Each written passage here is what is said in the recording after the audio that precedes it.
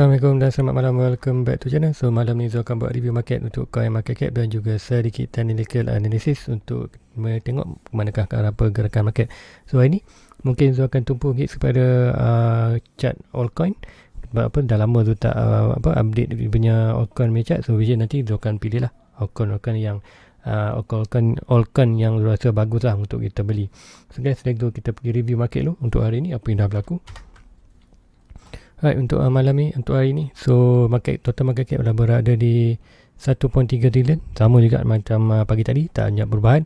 Tapi apa yang tengok perubahan banyak adalah di volume lah. Which is volume kita tengok dalam 140, 120 dan 88. Which is kita tengok lah, kalau volume rendah tu kita tengok lah market tak melakukan banyak pergerakan, market hanya laku sideways. Tapi apa yang kita ingat, bila market buat macam ni, bila dia volume rendah dan buat sideways, which is kita akan adalah kita akan nampak lepas ni pergerakan yang besar lah, which is sama ada atas ke bawah. Itu hanya kita boleh buat agak kalah dengan analisis kita nanti.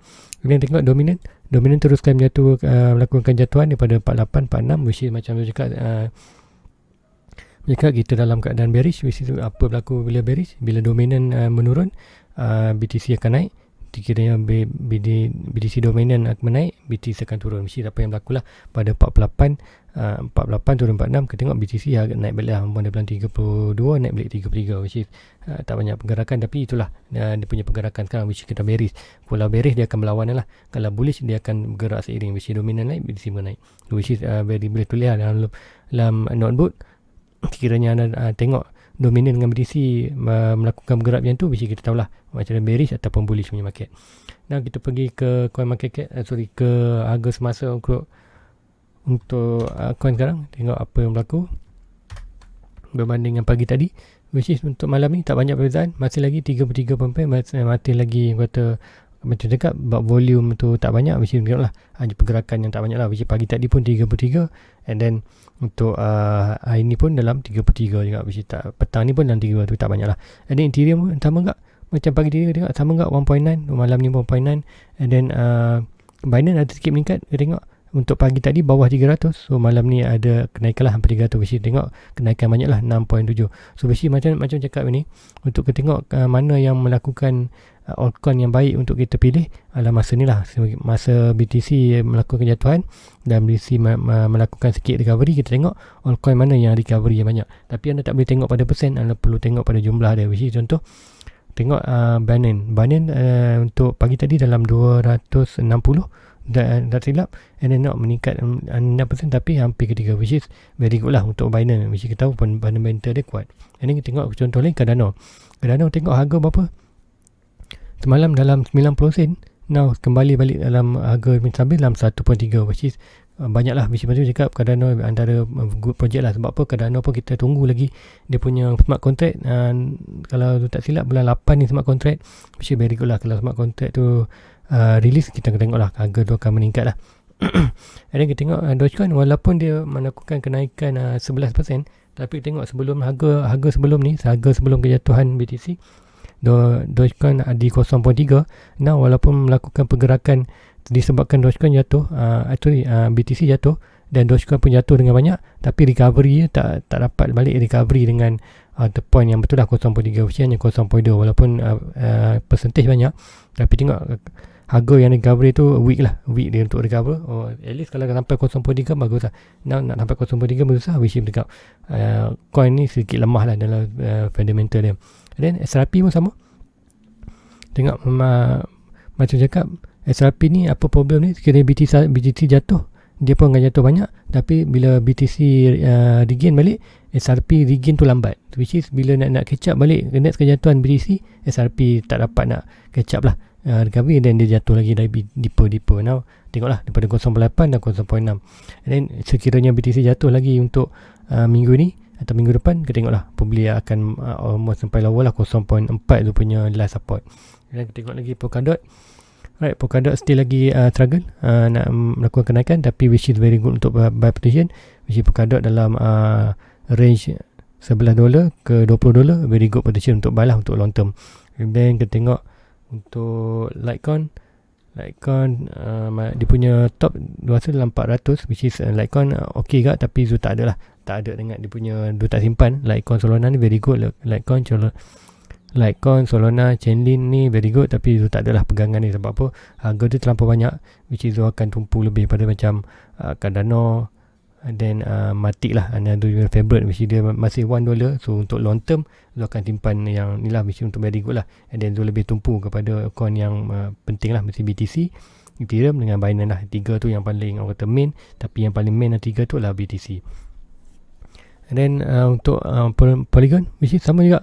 Kita tengok price dia $9, now increase balik almost 1.2 $1.2, which is very good. Macam cakap, Cardano dengan Matic ni adalah pesaing yang hebat untuk Ethereum lah, which is macam kita tahu Ethereum ni dah gagal untuk release dia punya Ethereum 2.0 untuk tahun ni, which is dia dah dia punya delay sampai tahun 22 atau 23, which is very good untuk Matic dan Cardano step up lah untuk ambil. And then Cardano pula akan smart contract, which is very good lah. Untuk Polygon ni dia membantu Ethereum lah untuk transaction yang murah apa semua tu, which is very good lah untuk Matic. And then sebab tu banyak beli Matic dengan Cardano, which is Cardano tu ada dah dia punya capai dia punya jumlah coin, cuma Matic lah, dan Matic belum lagi ada. And then tengok lagi coin yang lain, VeChain ada punya favorite juga untuk long term, VeChain. Then dia punya lagi yang bawah ni Harmony dengan Harmony bawah. Kita tengok Harmony. Okay, Harmony jatuh juga, tapi which is tu Harmony tu buy banyak juga untuk long term. Which Harmony pun sama juga, dia macam dia kurang Matic, macam ni dia kurang sikit lah, tapi very good lah untuk long term. Pasti Harmony ni bagus juga. And then let's go lah, kita pergi ke chart untuk tengok untuk apa ada dia nak pergi ke chart lain pula, which is lalu dia pergi BTC. So which is ni malam ni dia nak pergi Cardano. So which is lama dah tak update Cardano. So see macam dekat sebelah ni, kita berada di kawasan orange ni adalah last support. Last support untuk BTC, untuk Cardano, which is macam cakap whatever price sampai kalau ni adalah very good position. And then dalam 2 minggu lepas dia cakap sekiranya price sampai balik dalam $1, $1. And then siapa yang dah tengok dia punya video ikut tu, which is memang dia akan ingat lah, dia cakap sekiranya Cardano sampai $1, $7 adalah very good position and buy. Sebab apa? Kita akan support. So whatever siapa yang set limit, buy limit itu dia akan dapat lah. Which is untuk dapat ni selalunya ada kena perlu set limit lah, anda pun tak jarang untuk dapat. Sebab apa? Selalunya untuk support ni Cardano ni lah very hit sekejap je, very dapat alhamdulillah lah. And then Cardano next apa yang tu nak tengok sekarang Cardano, which is macam cakap siapa yang dah ada Cardano macam tu beli di kawasan 1.1 di kawasan ini. And then sebab kenapa tu tak tambah nama dia, sebab apa sudah ada pun jumlah yang Cardano yang banyak dalam more than 1000, which is sudah puas hatilah untuk quantity, which is tu lebih target untuk Matic untuk dapat Matic pula. Nah Cardano tu akan layan je price dia, which is macam cakap siapa nak beli, which is dalam puasan box ni sekiranya berlaku lagi dropping ke bawah, ada masuk lah kawasan, anda boleh buy lah, which is whatever pada ni anda buat keputusan diri lah sama ada nak buy kat mana. Which is macam cakap antara 0.6 dan $1 very good position untuk buy, untuk anda accumulate lah. Macam tu sekiranya jatuh bawah lagi pun maybe Zul akan hold saja position, sebab apa sudah ada banyak lah coin kat sini.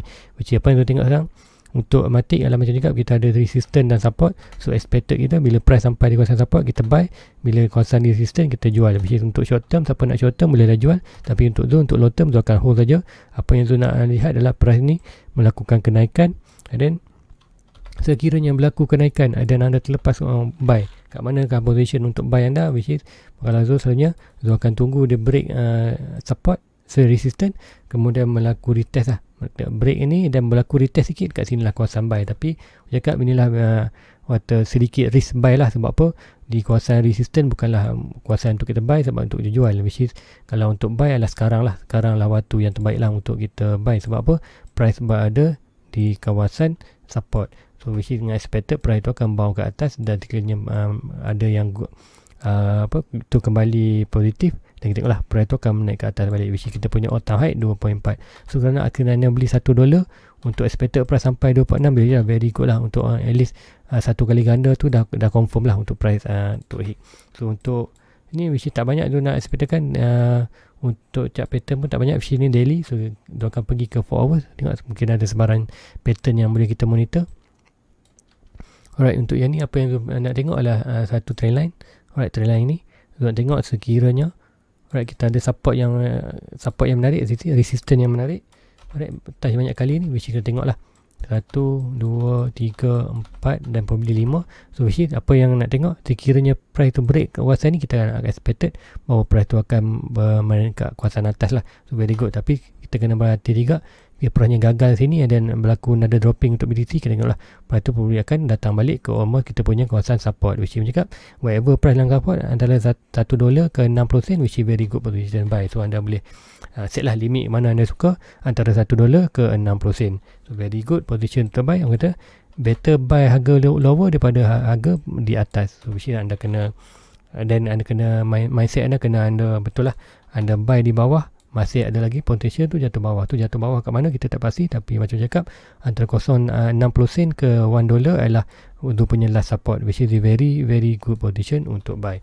So untuk lain tu mungkin nak pergi ke mati kak. Untuk mati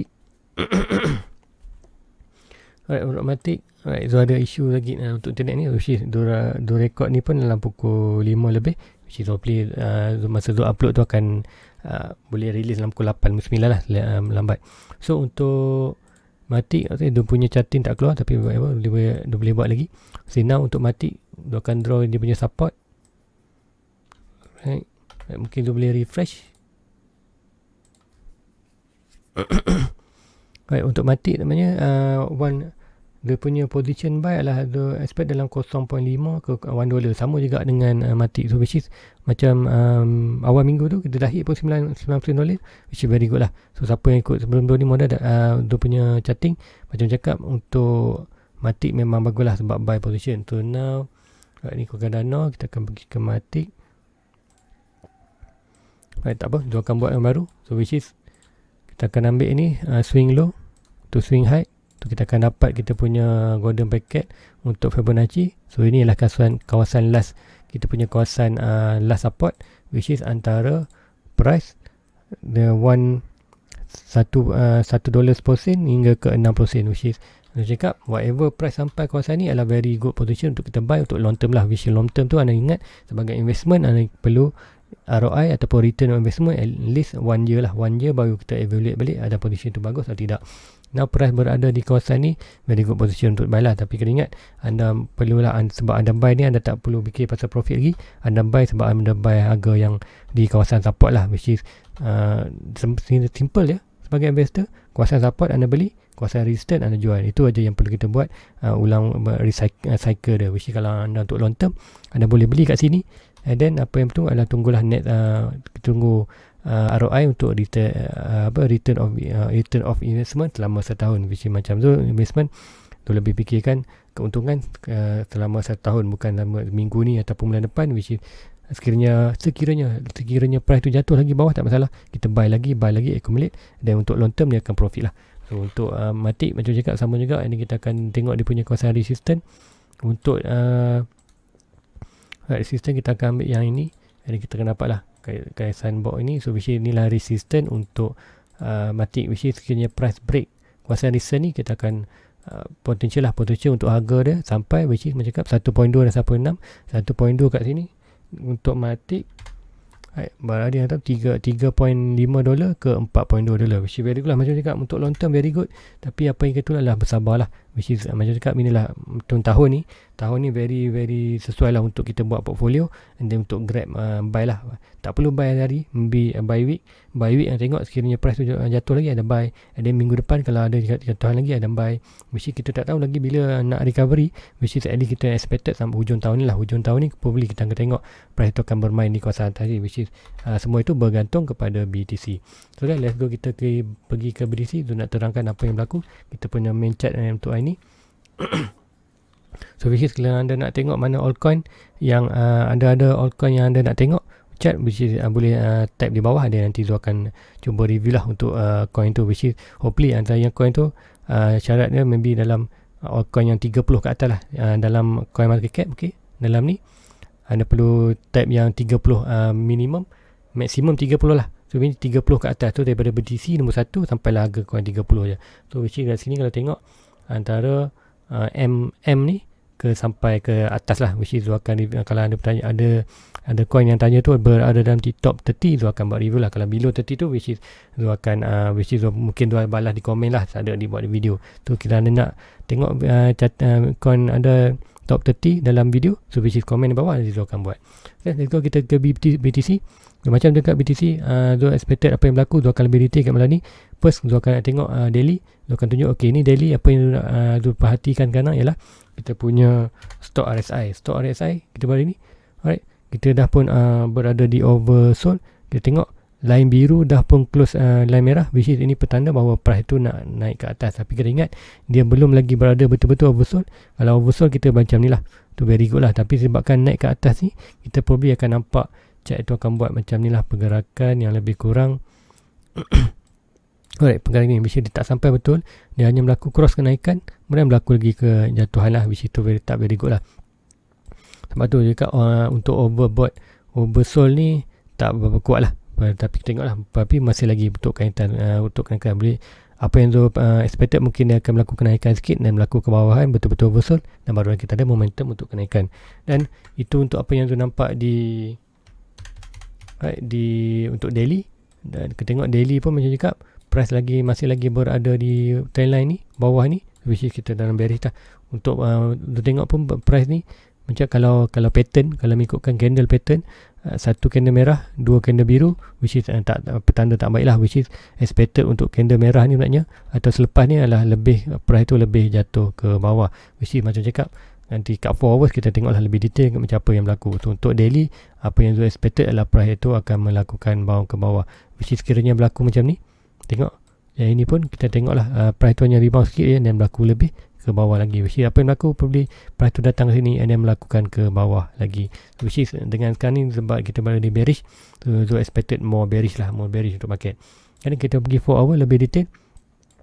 Alright, kat 4 hour Zul ada pattern dalam pattern. Apa tu pattern dalam pattern, which is macam dekat kita ada pattern ni, descending Broading wedge, which is pattern ni lah pattern bullish, which is price break ke bawah atas lah lebih tinggi berbanding break ke bawah. So now kita expected price untuk bermain dalam kawasan ni, tapi macam negah pergerakan ni, kita boleh tengoklah menggunakan Fibonacci dan dengan pattern yang kecil. Now untuk yang 4 hours juga, kita nak monitor pattern ini. Kita ada pattern yang ini. Okay, probably yang ni kita nak ambil dari sini, mungkin akan jadi rising channel ataupun kita ambil lah, tapi Zul lebih suka ambil daripada shadow sekali lah. So now kita akan ambil ni lah. So ini apa yang pattern ni, so kita panggil pattern ni lah pattern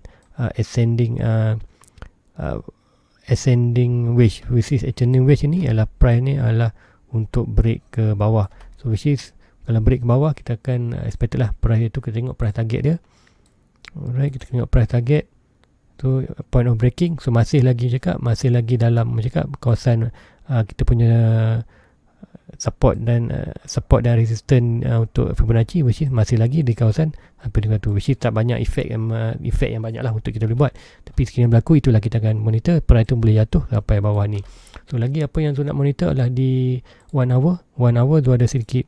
Ingat pattern ni, untuk 1 hour tu akan pergi 1 hour tu akan tunjuk lagi satu pattern yang kecil lagi. Alright, 1 hour tu nampak pattern yang melakukan probably yang ini yang short term, lagi short term pada 4 hour untuk pattern inilah. Tu ini kita ambil sebagai falling channel. So falling channel adalah pattern bullish. So siapa nak belajar pattern boleh tatik di buku apa yang tu cakap ni. Macam kat ni ada 3, opening Broading wedge, rising wedge, and then kita ada falling channel. So, falling channel adalah pattern bullish. Jadi apa yang expected tu adalah expected untuk price tu break ke atas. Tu break ke atas ke mana sampai target kita almost kat sini, which is macam cakap walaupun berlaku breakout ni, kita tak boleh buat apa sangat. Sebab apa, kita masih lagi dalam kawasan pattern yang besar, iaitu descending Broading wedge. So price walaupun kalau ikut price ni jatuh bawah, still dalam support. Kalau break ke atas still tak berjaya break kita punya resistance yang besar. So which is apa yang Zul nak buat sekarang adalah Zul wait and see lah, tengok pergerakan price macam ni. Apa yang tu nak tengok, macam cakap untuk video-video sebelum ni, yang penting yang kita perlu monitor adalah sekiranya price berjaya break kita trendline ini, which is kita ada balik di kawasan bullish territory, which is price tu boleh akan pergi balik kita punya resistance yang atas di 42. And then sekiranya price gagal untuk break resistance ni, kita perlu tengok price tu akan jatuh balik ke bawah untuk sampai kita punya 30, which is dalam market yang dalam pergerakan yang besar lagi, market price kita masih lagi kata main tarik tali antara resistance 42k dan 30, which is price tu bermain dalam DZ lah. And now kita tengok lah sekiranya price tu nak ada apa yang nak tunggu sekarang. Macam ni kap, tu dah buy pun di kawasan ini tu, siapa ikut buy ada di kawasan 31 itu, kita hold aja.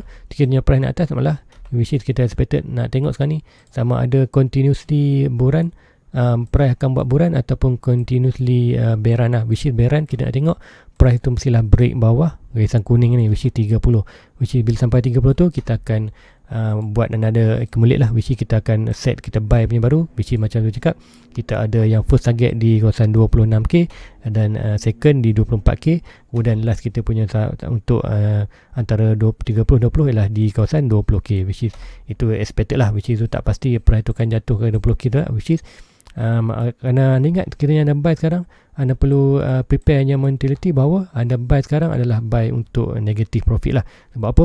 Kita buy untuk asset bukan pada value. Sebab apa? Price tu masih lagi ada lagi potensi untuk jatuh sampai 20k. Sama jatuh tak tidak tak pasti. Mungkin kita melakukan next buran start daripada 30, which is apa yang kita buy di kawasan belakang ni, apa yang kita buy di kawasan belakang ni. Right, mungkin go 4 hours.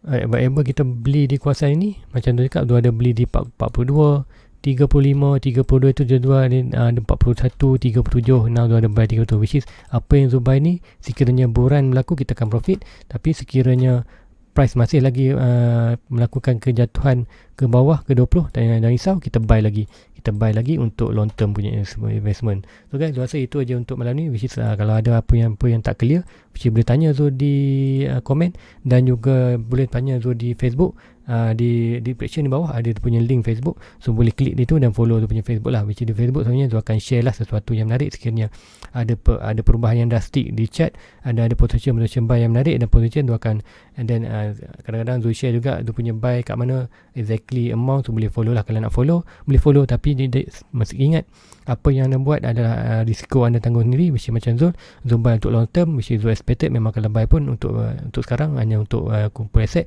bukan untuk value. So guys, itu aja untuk malam ni. Jumpa lagi untuk pagi esok untuk review. So Assalamualaikum, bye bye. Everybody get your fucking hands up.